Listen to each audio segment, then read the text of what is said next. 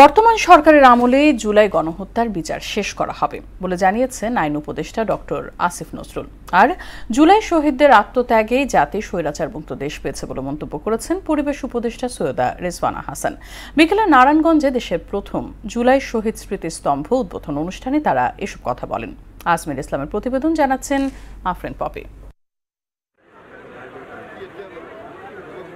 রোববার বিকেলে নারায়ণগঞ্জ শহরের হাজীগঞ্জ নতুন সড়কের পাশে নির্মিত দেশের প্রথম জুলাই শহীদ স্মৃতিস্তম্ভ উদ্বোধন অনুষ্ঠানের আয়োজন করা হয়। এতে যোগ দিয়ে শহীদ বেদিতে পুষ্পস্তবক অর্পণ করে জুলাই শহীদদের প্রতি শ্রদ্ধা জানান ৫ উপদেষ্টা। অনুষ্ঠানে শহীদ পরিবার ও আহতদের সঙ্গে শুভেচ্ছা বিনিময়ও করেন তারা। এ সময় বর্তমান সরকারের শাসনামলেই আন্তর্জাতিক অপরাধ ট্রাইব্যুনালে জুলাই গণহত্যার বিচার সম্পন্ন করা হবে বলে জানান আইন উপদেষ্টা ডক্টর আসিফ নজরুল। আন্তর্জাতিক অপরাধ ট্রাইব্যুনালে ইনশাআল্লাহ যেই গতিতে বিচার এগিয়ে চলেছে, আমি দৃঢ়ভাবে বিশ্বাস করি আমাদের সরকারের শাসনামলেই এই হত্যাকাণ্ডের বিচার হবে।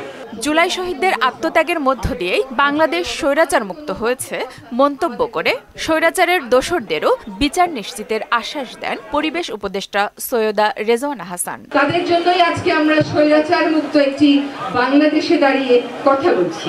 সম্মান দেওয়ার সবচাইতে ভালো উপায় হচ্ছে এক, যারা আহত হয়েছে, নিহত হয়েছে, তাদের বিরুদ্ধে স্বৈরাচার এবং স্বৈরাচারের যারা দোষর ছিল তাদের বিচার নিশ্চিত করা।